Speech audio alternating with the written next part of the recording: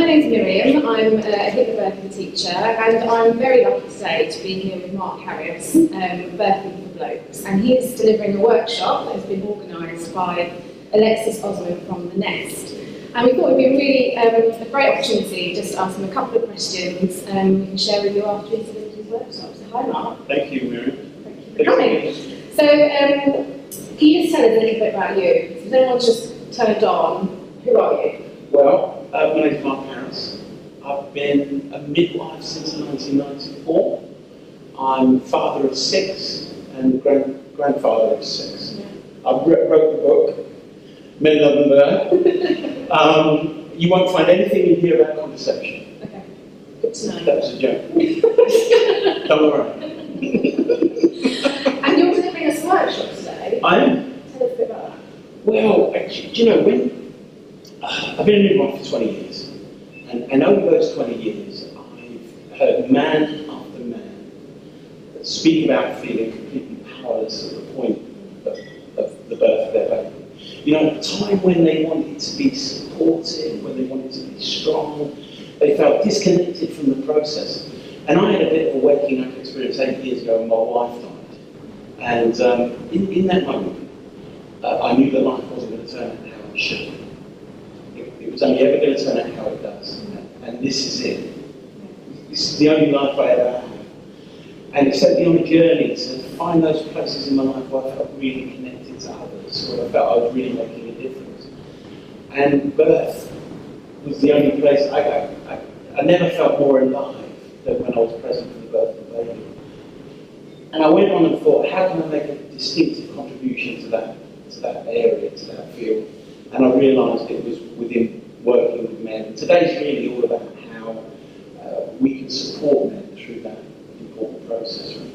And how do birth partners, men, respond when you walk in the room? Well, you know the old joke. I walk in the room and the woman says, I call the midwife, not security. Yeah. And I go, I am a midwife. And she goes, security! You know, it's a total joke. I found out, don't forget, when I started, there was 38,000 midwives in the country and 61 men. It had only been legal since 1976 or something. So, and I was 28 stone. So it's not easy to be inconspicuous. You know what I mean? It's just not easy. I found that I got away with it because I was interested in everyone I met. Okay. You know, I found if I took an active interest, a genuine interest, being fascinated about people's lives and genuinely asking questions about what they did, that usually it wasn't an issue. So, coupled with every woman having a very clear choice about whether they have a man with them or not. Very clear choice.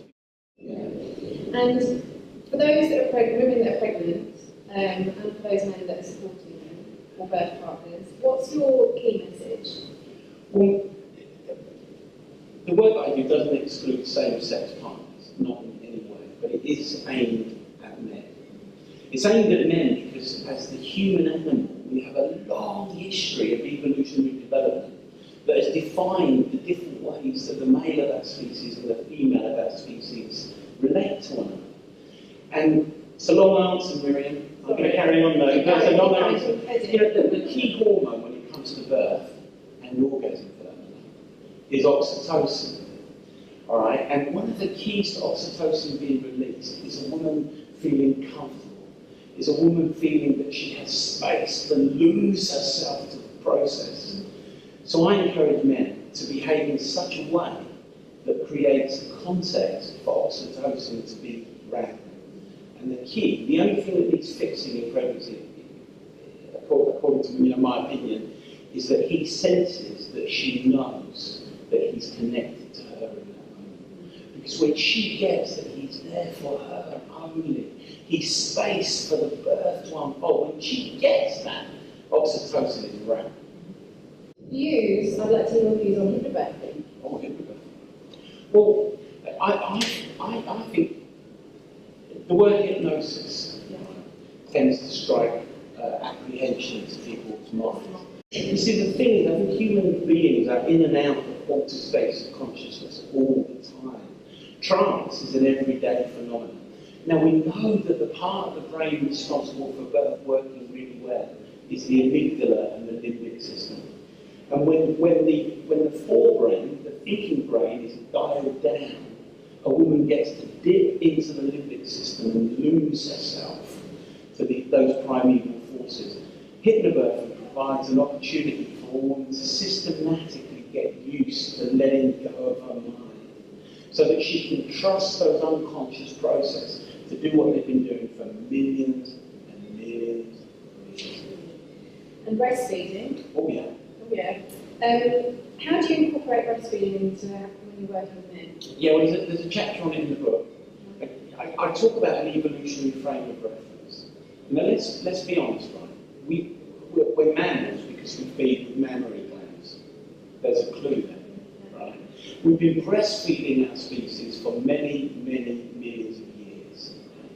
Formula feeding is a 50-year experiment, and the jury is very much out. So I come to men at it from the point of view of the evolutionary framework. You know, the book's quite terse. It's very clear. Her breasts are not yours.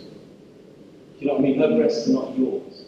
I was chatting to my oldest son recently about the fact that some women are feeling really uncomfortable breastfeeding in public. He just doesn't get it. He says, why is it an issue? You know, bearing in mind he was homeschooled and my wife breastfed all of our children. So I don't get it. And then he said, how old are you? From the very early age, I remember seeing women in wonder bras on billboards. I've been surrounded by the sexualisation of breasts all my life. He said, oh, now I get it. Now I get it.